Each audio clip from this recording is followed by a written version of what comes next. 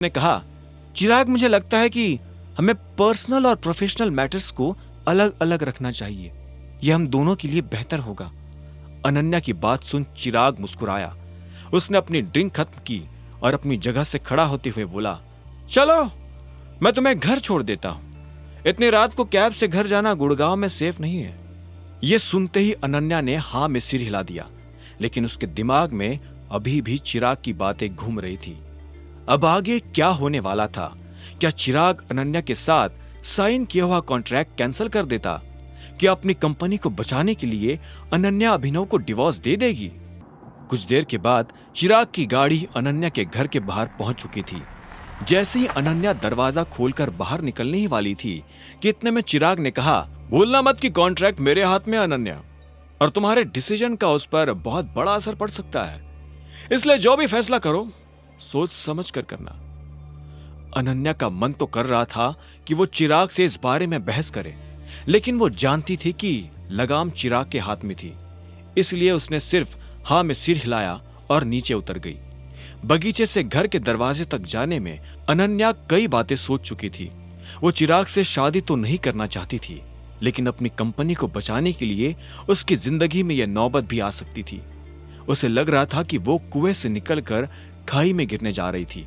इससे पहले कि अनन्या अपने घर का दरवाजा खुलवाने के लिए घंटी बजाती, अचानक से दरवाजा अपने आप खुल गया। दरवाजे की उस तरफ अभिनव खड़ा था। अभिनव को यूं अचानक अपने सामने देख अनन्या के दिल की धड़कन बढ़ गई। जब उसने अभिनव के चेहरे को देखा तो पहली बार उसे ऐसा लगा कि अभिनव काफी हैंडसम है। भले ही वो गरीब था, लेकिन ये बात कोई उसका चेहरा देखकर नहीं कह सकता था। अनन्या ने अभिनव से कड़क आवाज में पूछा, तुम यहां क्या कर रहे हो? उसे उम्मीद नहीं थी कि वो अभिनव को दरवाजे पर इस तरह से पाएगी। तुम कहां से आ रही हो और क्या किया तुमने? चिराग कहाँ है? जैसे ही अनन्या अपने कमरे में जाने वाली थी कि इतने में अभिनव ने उसे रोका और बोला, तुम्हें अंगूठी चाहिए ना? ठीक है, तुम्हें जो अंगूठी चाहिए मैं ला कर दूंगा, लेकिन तुम्हें प्रॉमिस करना होगा कि उसके बाद तुम किसी भी लड़के से डेटिंग के लिए नहीं मिलोगी। उस चिराग से तो बिल्कुल भी नहीं। यह सुनते ही अनन्या, जो कि कमरे में दाखिल होने वाली थी, उसने पलटकर अभिनव को देखा और देखते ही देखते उसके चेहरे पर हंसी आ गई। अभिनव अभी भी गंभीर चेहरे के साथ उसके सामने खड़ा था। अनन्या ने कहा, सीरियसली?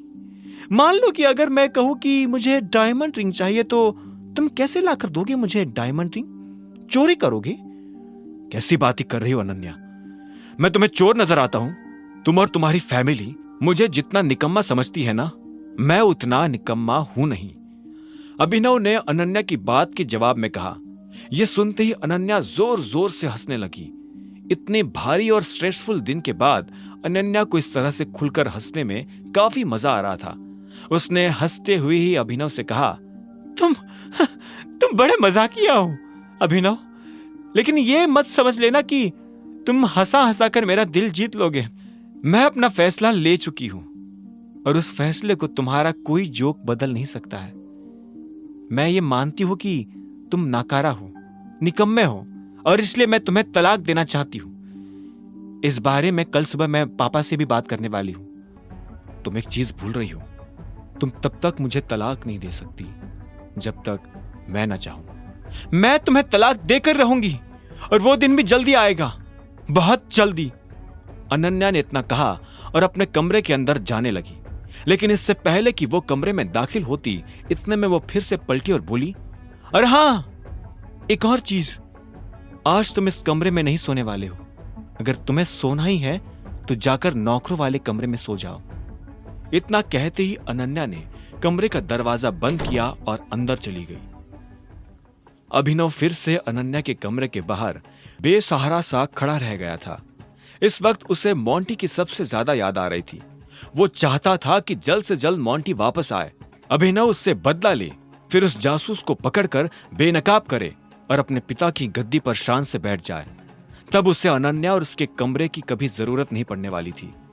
जो लोग उसकी बेइज्जती करते थे, उसे गरीब कहते थे, अभिनव उन सभी को दिखाना चाहता था कि वो लोग अभिनव को नहीं, टाइगर को गाली दे रहे थे।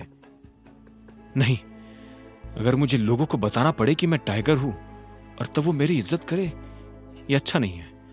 इन लोगों की इज्जत तो मैं कमाऊंगा, और वो भी इन्हें बिना बताए कि मैं कौन हूं। अभिनव ने अपने आप से कहा और एक गहरी सांस लेकर नौकरों के कमरों की तरफ बढ़ने लगा। जब वो कमरे में दाखिल होने ही वाला था कि तभी उसके फोन पर एक मैसेज आया। ये मैसेज प्रोटॉन पब्लिसिटी नाम की एक कंपनी की तरफ से अभिनव को आया था। वो अभिनव को अपनी कंपनी में नौकरी पर रखना चाहते थे। अभिनव ने इस कंपनी का बहुत नाम सुना था, लेकिन जब उसे पता चला कि ये कंपनी उसी की है तो उसके होश उड़ गए। उसने सपनों में भी नहीं सोचा था कि वो इतनी बड़ी कंपनी का मालिक हो सकता है। आगे की कहानी जानने के लिए देखें अगला एपिसोड सिर्फ पॉकेट एफएम के यूट्यूब चैनल पर, और द रिटर्न ऑफ टाइगर के सारे एपिसोड्स को सुनने के लिए डिस्क्रिप्शन में दी लिंक से डाउनलोड करें पॉकेट एफएम ऐप।